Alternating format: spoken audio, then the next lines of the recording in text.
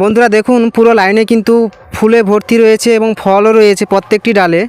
তার সঙ্গে দেখুন আমি এই ড্রাগন গাছের মাঝ বরাবর দেখতে পাচ্ছেন একটি করে মৌসুমি গাছ, কোথাও পেয়ারার গাছ লাগিয়েছি। তো প্রত্যেকটি গাছে দেখুন কিভাবে মৌসুমি হয়েছে, প্রায় থোকায় থোকায় মৌসুমি রয়েছে। দেখুন বন্ধুরা প্রত্যেকটি গাছের হাইট কিন্তু খুব একটা নয়, প্রায় 3.5 থেকে 4 ফিট পর্যন্ত হাইট হবে। দেখুন প্রত্যেকটি ডালে কিন্তু মৌসুমি রয়েছে, দেখতে পাচ্ছেন বন্ধুরা। দেখুন আর এখানে দেখুন একটি ছোট্ট মৌসুমি গাছে, অর্থাৎ এটা আছে সেই সুইট মালটা। একটি পেয়ারা প্রায় কত গ্রাম যাবে, 300-400 গ্রাম যাবে। তার সঙ্গে দেখুন এখানে আর একটি ছিল, তো গতকাল তোলা হয়েছে। আর এখানে দেখুন এবং পুরো উপরে দেখুন পুরো কিন্তু পেয়ারাতে ভর্তি, দেখতে পাচ্ছেন। এই ড্রাগন গাছের মাঝ বরাবর প্রত্যেকে বলে থাকে যে ড্রাগন গাছে মাঝ বরাবর দাদা কি লাগানো যায়, বা ড্রাগন গাছের যে গ্যাপ থাকে সেই গ্যাপে কি বসানো যায়।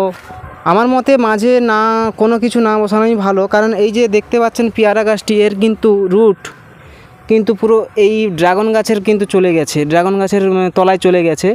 তো যার জন্য কিন্তু কিছুটা হলেও সমস্যা হতে পারে। তো তার জন্য কিন্তু গ্রিন নেট ব্যবহার করা সবথেকেই কাম্য। এরকম বড় বড় গাছ না বসিয়ে যদি গ্রিন নেট করা যায় তা সেক্ষেত্রে কিন্তু খুবই ভালো, কারণ এই গাছের রুট কিন্তু এখানে যাবে। আবার এই গরম বাদে যখন শীতের কাল থাকবে তখন কিন্তু এখানে রোদ না পৌঁছালে তখন কিন্তু সমস্যা হবে। আর এই ড্রাগন গাছের ধারে দেখুন কীরকম আমের থোকা, দেখুন পুরো অসম্ভব আম হয়েছে, দেখতে পাচ্ছেন বন্ধুরা। দেখুন কত ছোট্ট গাছ, তার সত্ত্বেও দেখুন কিভাবে আম হয়েছে, পুরো গাছে ভর্তি। আর এটি সেই ভেরিকেটেড মালটা, দেখুন বন্ধুরা কিভাবে হয়েছে। এত ছোট্ট গাছে কিন্তু এত ফল নেওয়াটা ঠিক হয়নি, তো গাছ অনুযায়ী কিন্তু ফল বেশি নেওয়া হয়ে গেছে, মানে ফল সেট হয়েছে বেশি। দেখতে পাচ্ছেন এরকম যখন শুকনো পাতা দেখবেন বা কোনো যখন ক্যাঙ্কার জাতীয় রোগ দেখবেন, ওই পাতাগুলো কিন্তু গাছ থেকে রিমুভ করে দেবেন। রয়েছে ভ্যালেন্সিয়া অরেঞ্জ, খুবই একটা ভালো মৌসুমির ভ্যারাইটি। এটির রুট স্টকও কিন্তু একটু ডিফারেন্ট। আর এটি যে দেখতে পাচ্ছেন এটি হচ্ছে সেই বাড়ি টু মালটা, অর্থাৎ বাড়ি অন মালটা থাকে, কিন্তু তার সঙ্গে এটি যেটা দেখতে পাচ্ছেন এটি হচ্ছে সেই বাড়ি টু মালটা। দেখুন বন্ধুরা এই ড্রাগন গাছের গ্যাপ বরাবর কিন্তু আমি বসিয়েছি।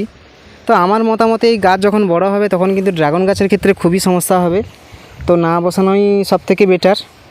তো আমি শখের জন্য কিছু বসিয়েছি। আর সবাই তো জানেন যে থাই আনার, অর্থাৎ খুবই একটি আনারের মধ্যে একটি বিখ্যাত ভ্যারাইটি থাই আনার, এবং কিছু রয়েছে মৃদুলা, অন্যান্য জায়গায় বসানো রয়েছে, মৃদুলা রয়েছে, অস্ট্রেলিয়ান আনার রয়েছে, বিভিন্ন রকম আমি আনার বসিয়েছি এই ড্রাগনের মাঝ বরাবর, দেখতে পাচ্ছেন বন্ধুরা। তো এগুলো ফ্রুট হলে রিভিউ দেবো আপনাদের।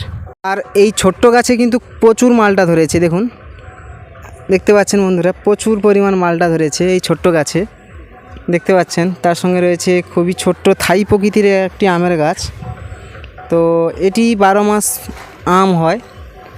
তার পাশাপাশি দেখুন একটি মৌসুমির গাছ রয়েছে, প্রচুর পরিমাণ গুটি সেট হয়েছে, দেখতে পাচ্ছেন বন্ধুরা প্রচুর পরিমাণ গুটি সেট হয়েছে। দেখুন পুরো গাছে কিন্তু প্রায় 50-এর বেশিও কিন্তু মৌসুমি রয়েছে, দেখতে পাচ্ছেন।